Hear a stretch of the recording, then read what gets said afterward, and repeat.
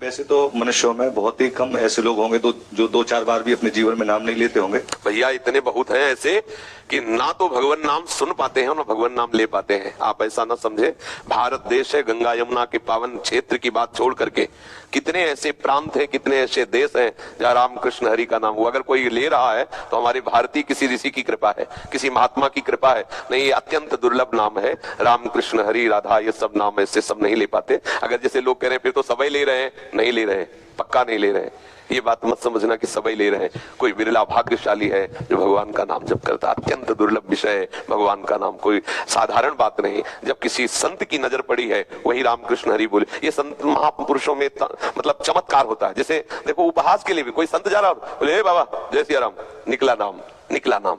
ये उस महात्मा के दर्शन का फल। राधे श्याम, हे बाबा राधे राधे, कुछ भी उपहास में बोले तो भी सच्चिदानंद प्रभु का नाम बोलेगा। ये संत की महिमा है। संत दर्शन से नाम जपने की स्फुरना, नाम को अत्यंत प्राणधन मान करके आसक्त होने की महिमा, ये सब संत। तो जो संतों से विमुख है, जो सत्संग से विमुख है, वो अगर आप ऐसा सोचते हो सब राम नाम ले रहे हैं, सब कृष्ण हरि बोल रहे हैं, नहीं, सब नहीं बोल रहे हैं। ये गंगा यमुना का प्रताप है, पावन क्षेत्र, जहां मरने पर कम से कम तो बोला ही जाता है राम नाम सत्य है। ये तो कोई बिरले महाभागवत जनों की कृपा पात्र नाम जपते हैं, और जो जपते हैं निश्चित कल्याण होता है। एक हाथ में जितने दीमक है उतने में तुम्हारा प्रांत आ जाएगा पूरा। एक हाथ मिट्टी में जितने जीव हैं, परत के परत हैं, उतने में तुम्हारा पूरा यूपी आ जाएगा। एक हाथ में कितनी दीमक, कितनी चींटियां, कितने जीव हैं, अणु परमाणु सब छुपे हुए हैं। और वही जब मनुष्य शरीर में आए तो पूरा प्रदेश भर गया। तो आप समझते हो कि बहुत लोग नाम जप करते होंगे, बहुतों का कल्याण होता हो। ऐसे ही इन्हें गिने चुने। गूलर के फल में जैसे कीड़े मकोड़े भरे रहते ना, ऐसे एक ब्रह्मांड है ये 14 भुवनों का। ऐसे अनंत ब्रह्मांड प्रभु के एक रोमकूप में, कैसे उस मायाधीश का कोई पार पावे।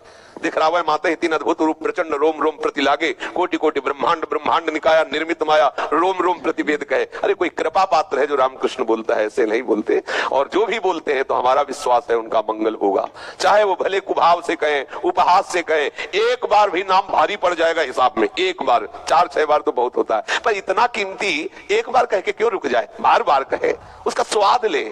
जिस नाम से प्रभु की दिव्य लीलाओं में प्रवेश होता है उसे एक बार कह के क्यों छोड़ दे, उसको अपना जीवन बना। कीमती वस्तु मिल जाती है तो संतोष थोड़ी होता है कि एक मिल गया बहुत है, लगता है कि सब हमें मिल जाए। तो ऐसे ही हमारा पूरी श्वास जितनी है सब नाम में झोंक दो। इतना कीमती धन, परम धन राधा नाम आधार है, ये परम धन हम एकत्रित कर रहे, इसमें फिर प्रमाद न करे, खूब नाम जप करे। मोक्ष, कल्याण, भगवत प्राप्ति ये कोई खास बात नहीं है। खास बात है प्रभु से प्यार हो जाना, प्रेम हो जाना। हम उनके लिए तड़पे, ये नाम प्रदान करता है। नाम जापक हृदय में चाह करे भगवत प्रेम की। जिस नाम से प्रभु अधीन हो जाते हैं उस नाम से और कोई फल न मांगे। स्वयं प्रभु के प्रेम में मतवाला भक्त जब घूमता है, मम भक्ति युक्तो भुवनम पुनः, सारे लोगों को पावन करने की सामर्थ्य उस महात्मा में होती है जिसकी जिह्वा से निरंतर नाम चलता रहता है। आशुतोष उपाध्याय जी, गोरखपुर से। राधा वल्लभ श्री हरिवंश गुरु जी, मैं पिछले 20-25 दिनों से आपका प्रवचन एकांतिक वार्तालाप सुन रहा हूं। स्वामिनी की कृपा से आपकी वाणी का काफी प्रभाव पड़ रहा है। पिछले 15 दिनों से लहसुन प्याज छोड़ दिया है तथा वैष्णव अपराध व दोष दर्शन से दूर रहने का प्रयास शुरू कर दिया है। मेरा प्रश्न है कि भजन करने से मैं IAS की तैयारी कर रहा हूं जिसमें उदासीनता बढ़ती जा रही है, शादी भी हो चुकी है, अब आगे क्या करूं? हम क्या करें भैया ज्यादा रति प्रभु के नाम रूप में करोगे तो IAS PAS सब छूट जाएगा। यही लगेगा कि कैसे मिले प्रभु के लिए। ब्याह भी कर लिए हो, इसलिए नाम जप करते हुए अपने कर्तव्य को पूजा मान करके कीजिए। पढ़ाई पर ध्यान दीजिए, नाम जप करते रहिए। और जो भी नौकरी, जो भी सेवा है वो परिवार के पोषण के लिए है। परिवार की सेवा प्रभु की सेवा है।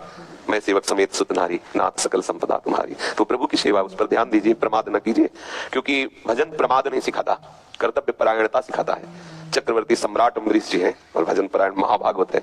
अगर कोई ये कहे कि भजन करने से हमसे फिर कुछ हो नहीं पाएगा तो ऐसा नहीं है, ऐसा नहीं है। संपूर्ण चेष्टाएं एक संसारी पुरुष जैसी ही दिखाई देंगी, लेकिन उसका चिंतन भागवतिक होगा, भगवत चिंतन परायण। हमारा आंतरिक चिंतन, रसखान गोविंद नहीं यूं भजिए देव नागरिक को चित्त गागर में। जैसे ब्रज गोपी, ब्रजवासिनी जन जल लेकर गांव के बाहर से चलती, 2-3 मटका ऊपर रखे हुए, हाथ में रस्सी है, घड़ा है, आपस में बात करे, लेकिन चित्तवृत्ति पूरी मटकी में। अगर जरा भी सर हिला तो सब नीचे आ जाएंगे। ऐसे गोविंद का भजन करना है। घर परिवार के सब काम करते हुए प्रभु का चिंतन करना है। एक ड्राइवर देखो गाड़ी चलाता है, वो बात करता जाता है, हंसता जाता है, लेकिन वो किसी से बात करने हंसी में एकाग्रता नहीं। एकाग्रता उसके मार्ग में अगर चूका तो एक्सीडेंट हो जाएगा। ठीक ऐसे ही भजन होता है। संसार के कार्य कर रहे हैं लेकिन ठीक चिंतन है अपने लक्ष्य का, प्रभु का, वो प्रभु सामर्थ्य देते हैं। कोई भी भजनानंदी प्रमादी नहीं होता, आलसी नहीं होता, कायर नहीं होता, सूरवीर होता है, भगवान का दास है वो।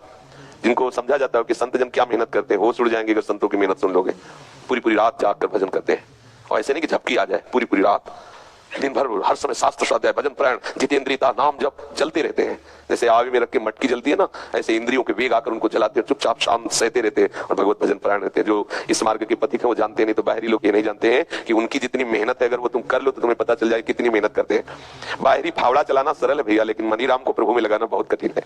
इनको एक तार प्रभु के चिंतन में लगाना धन्य है महापुरुष जन, संत जन, वैष्णव जन, जिनकी कृपा प्रसाद से आज हम सुरक्षित है, आनंद पूर्वक है। अगर ये भजनानंदी महात्मा ना हो तो संसार नष्ट हो जाए। जैसे अपराध हो रहे, जैसे पापाचरण हो रहे, गर्भ हत्या, कई प्रकार के ऐसे बहुत ही गंदे पापाचरण, वो सब नष्ट कर दे समाज को।